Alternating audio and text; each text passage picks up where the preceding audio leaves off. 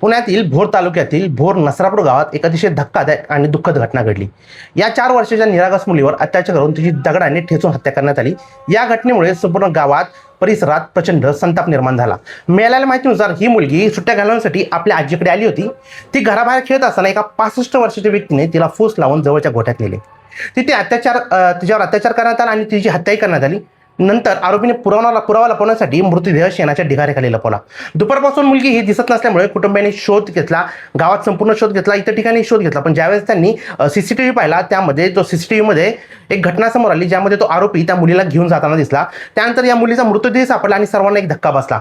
ही बातमी समजताच गावात संतापाची लाट उसळली। ग्रामस्थांनी मुलीचा मृतदेह पोलीस स्टेशनसमोर ठेवून आंदोलन केले। आरोपीच्या आमच्या हवाली करा आणि त्याला फाशी द्या अशा घोषणा देण्यात आल्या। अनेक काळ रोको आंदोलन चालले होते। काल रात्री पूर्ण जो हायवे आहे, पुणे बेंगलोर हायवे, तो जामी करण्यात आला होता। या घटनेच्या निषेधार्थ आज नसरापूरमध्ये कडकडीत बंद ठेवण्यात आला आहे। गावातली सर्व दुकाने आणि व्यवहार बंद ठेवण्यात आले आहेत। सकाळी भैरवनाथ मंदिरातून मुख मोर्चा काढण्यात आला। महिलांनी आणि ग्रामस्थांनी काळ्या फिती बांधून या घटनेचा निषेध केला। या घटनेमुळे मुलीच्या सुरक्षेबाबत पुन्हा एकदा गंभीर प्रश्न निर्माण झाला आहे। ग्रामस्थांची मागणी आहे की आरोपीला कठोर शिक्षा व्हावी। यानंतर ही जी केस आहे फास्ट ट्रॅक कोर्टमध्ये चालावी अशी मागणी यावेळेस ग्रामस्थांकडून करण्यात येईल आणि अशा घटना पुढे होऊ नये यासाठी प्रशासनाने ठोस पावले उचलावीत अशी यावेळेस ग्रामस्थांनी मागणी केली। पुण्याहून टाइम्स नाऊ मराठीसाठी मी दिनेश वटणे, धन्यवाद।